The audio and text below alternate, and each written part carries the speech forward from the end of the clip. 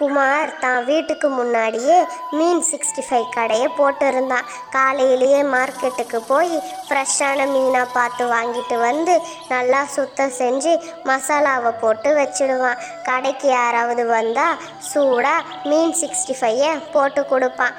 அப்படி அவன் கடையை திறந்ததுமே அவனுடைய கடைக்கு ஒருத்தர் நடந்து வந்தார். வாங்க அண்ணன் அப்படின்னு சொன்னான். என்னப்பா குமார், வீட்டுக்கு வெளியவே கடையை போட்டுட்ட போல. ஆமாம், இது என்ன பார்க்குறதுக்கு சிக்கன் 65 போலவே இருக்குது. சரி, எனக்கு ஒரு பிளேட் மீன் 65 கொடு, சாப்பிட்டு பார்க்குறேன் எப்படி இருக்குதுன்னு அப்படின்னு கேட்டார். அப்படி குமார் அவருக்கு ஒரு பிளேட்டில் மீன் 65 போட்டு கொடுத்தான். அவருக்கு அந்த மீன் 65 ரொம்பவும் பிடிச்சி போச்சு. அப்படி கொஞ்ச நேரத்திலேயே குமாரோடைய கடைக்கு ஒரு பெரியவரும் நடந்து வந்தார். வாங்க ஐயா, சூடான மீன் 65 தயாராக இருக்குது, அப்படி போய் உக்காருங்க, ஒரு பிளேட் போட்டு தரேன் அப்படின்னு சொன்னான். அப்படி முதல் நாள் குமாரோடைய மீன் 65 வியாபாரம் ரொம்ப நல்லாவே போய்கிட்டு இருந்தது.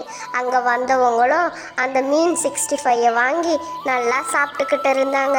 முதல் நாளே அவன் வியாபாரம் நல்லா போய்கிட்டு இருந்துச்சு. அங்கே சாப்பிட்டு முடித்த ஒருத்தர், நான் கூட இது சுமாராக இருக்குமோன்னு நினச்சேன். சும்மா சொல்லக்கூடாது, சிக்கன் 65 விட உன் கடை மீன் 65 ரொம்பவுமே சூப்பராக இருக்குப்பா அப்படின்னு சொன்னார்.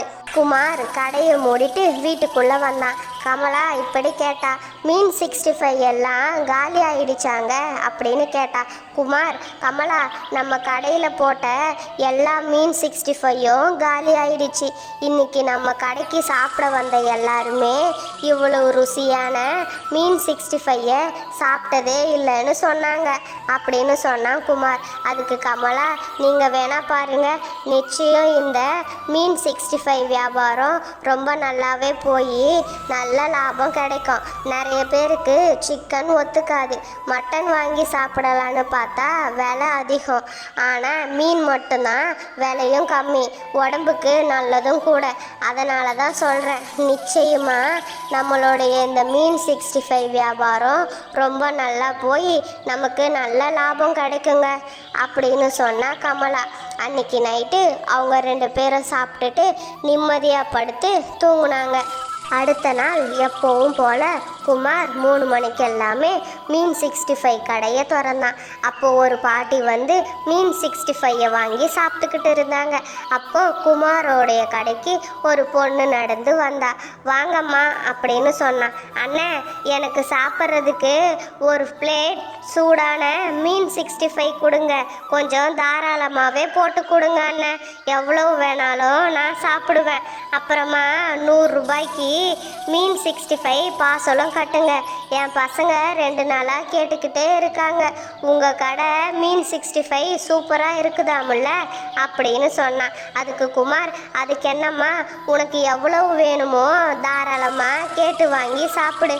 இப்போ உனக்கு சூடாக மீன் 65 போட்டு தரேன், போகும்போது மறக்காமல் பார்சலை வாங்கிட்டு போ அப்படின்னு சொன்னான். அப்படி குமாரோடைய அந்த மீன் 65 வியாபாரம் ரொம்ப நல்லாவே போய்கிட்டு இருந்தது. அந்த கிராமத்து மக்களுக்கு அந்த மீன் 65 ருசி ரொம்பவும் பிடிச்சி போச்சு. அதனால் அவங்க எல்லாருமே விரும்பி குமாரோடைய கடைக்கு வர ஆரம்பித்தாங்க. சில நாட்கள் போச்சு. ஒரு நாள் குமார் கடைக்கு வந்த ஒருத்தர், அண்ணன், உங்கள் கடை மீன் 65 சிக்கனையே மிஞ்சிடுச்சு போங்க, அவ்வளவு ருசியாக இருக்குது. இந்த மீன் 65 வாயில் வச்சாலே அல்வா மாதிரி கரைஞ்சி போகுது அப்படின்னு சொன்னார். அப்படி குமாரோடைய மீன் 65 கடை அவ்வளவு நல்லாவே போய்கிட்டு இருந்துச்சு. அந்த கிராமத்து மக்களும் ஒரு நாள் தவறாமல் குமாரோடைய கடைக்கு வந்து அந்த மீன் 65 வாங்கி சாப்பிட்டுக்கிட்டு இருந்தாங்க.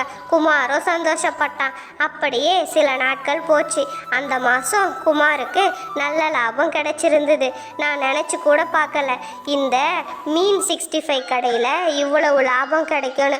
அந்த கடவுள் புண்ணியத்தில் வியாபாரமும் நல்லா போய் நல்ல லாபமும் வந்துக்கிட்டு இருக்கு அப்படின்னு நினச்சி குமார் மனசார ரொம்பவும் சந்தோஷப்பட்டான்.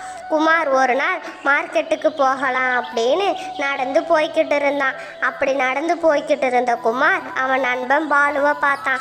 ஏன்பா குமார், ஒரு நாள் உன் கடைக்கு வந்திருந்தேன்ப்பா, என்ன கூட்டம், ஒரு பிளேட் மீன் 65 வாங்குறதுக்கே அரை மணி நேரம் ஆயிடுச்சு, அவ்வளோ கூட்டம் உன் கடையில் அப்படின்னு சொல்லி பாலு சொல்லிக்கிட்டு இருந்தான். அதுக்கு குமார், ஆமாம்ப்பா, ஏன் மீன் 65 வியாபாரம் ரொம்ப நல்லாவே போகுது, நாளுக்கு நாள் கூட்டம் அதிகமாகிக்கிட்டே இருக்குது, என் கடைக்கு வரவங்க எல்லாருமே என் மீன் 65 விரும்பி சாப்பிட்றாங்கப்பா அப்படின்னு சொன்னான் குமார். அதுக்கு பாலு, ஏன்பா உன் கடையில் தான் கூட்டம் அலமோதுதில்ல, நீ மார்க்கெட்டுக்கு போய் கம்மியான விலைக்கு சுத்தம் இல்லாத மீனை வாங்கிட்டு வந்து அதில் மீன் 65 செஞ்சு வியாபாரம் செஞ்சால் உனக்கு நல்ல லாபம் கிடைக்கும் இல்லை? இன்னும் எவ்வளவு நாளைக்கு தான் வீட்டுக்கு முன்னாடியே கடையை போட்டு வியாபாரம் செய்யலான்னு இருக்க? 4 காசு பார்த்தா தானே ஒரு ஹோட்டல் ஆரம்பிக்க முடியும். இதை பற்றி உனக்கு எந்த யோசனையும் இல்லையா அப்படின்னு சொல்லி பாலு கேட்டான்.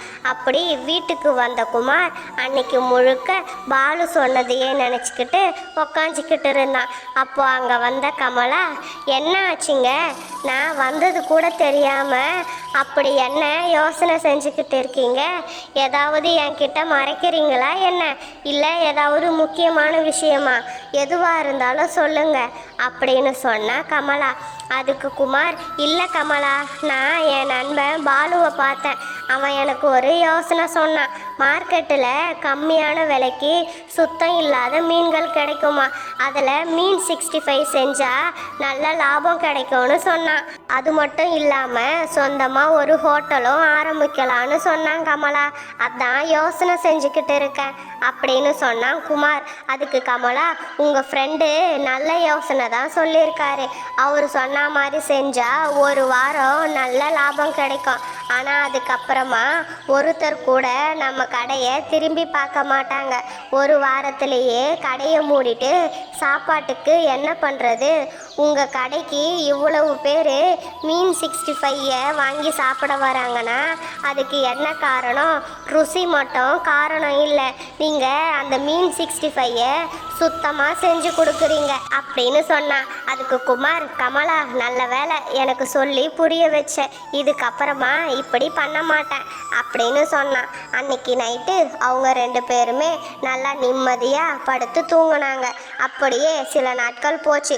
குமார் மார்க்கெட்டில் நல்ல மீனாக பார்த்து வாங்கிட்டு வந்து நல்லாவே சுத்தம் செஞ்சு அதில் ருசியான மீன் 65 செஞ்சு கொடுத்துட்டு வந்தான். அந்த கிராமத்து மக்களும் சந்தோஷமாக மீன் 65 சாப்பிட்டாங்க.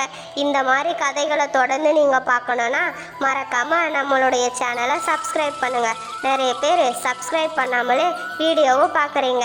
மறக்காமல் வீடியோவுக்கு லைக் பண்ணுங்கள், ஷேர் பண்ணுங்கள். பாய்.